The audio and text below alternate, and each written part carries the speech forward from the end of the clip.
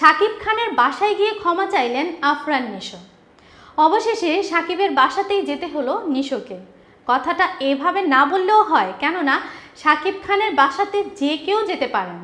তাণ্ডবের প্রযোজকেরা যেতে পারেন, পরিচালকেরা যেতে পারেন, কিন্তু এই যাওয়াটা একটু অন্যরকম।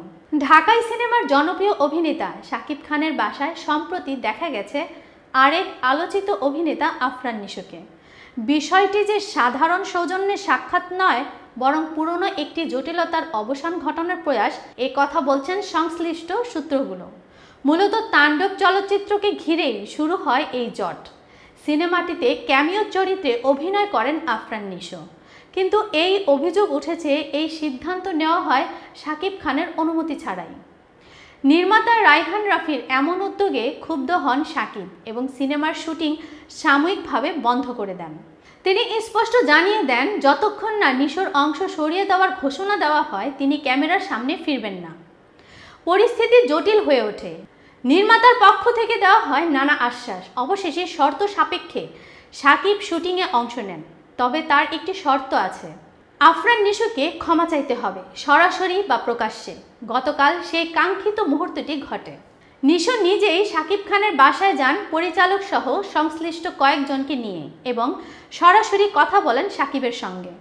বাসায় উপস্থিত একটি ঘনিষ্ঠ সূত্র জানিয়েছে, নিশো ভাই সরাসরি ভাইয়ার কাছে দুঃখ প্রকাশ করেছেন। এই পরিস্থিতির পেছনে রয়েছে আরও পুরনো বিরোধ।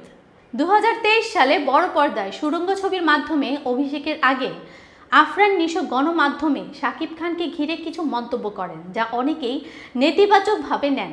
সো কল হিরো টাইপ ইঙ্গিতপূর্ণ বক্তব্য এবং ব্যক্তিগত প্রসঙ্গে কাটাছেঁড়া করে বসেন নিশো। ফলে শাকিব ভক্তদের বিরাগভাজন হন তিনি। এই প্রেক্ষাপটে শাকিব খানের সিনেমায় তার হঠাৎ আবির্ভাব ভক্তরা মেনে নিতে পারেননি। তখন থেকেই শুরু হয় এক প্রকার অপছন্দের ধারা। নির্মাতা রায়হান রাফি বিষয়টি ম্যানেজ করতে যুক্তরাষ্ট্রের একজন সহকর্মীর সঙ্গে কথোপকথনে বলেন, নিশো যদি কাজ করতে চায় তাকে সরি বলতেই হবে, সেটা ভাইয়ার কাছে হোক বা পাবলিকলি। আমি তো বোকা ডিরেক্টর নয় যে এগুলো বুঝবো না।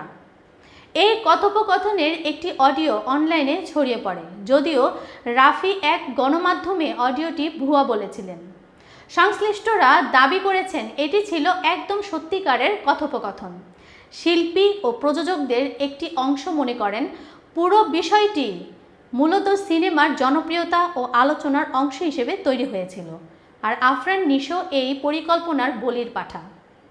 তবে শেষ পর্যন্ত দুঃখ প্রকাশের মাধ্যমে এই জটিলতা আপাতত মিটে গেছে বলেই ধারণা করছেন অনেকে।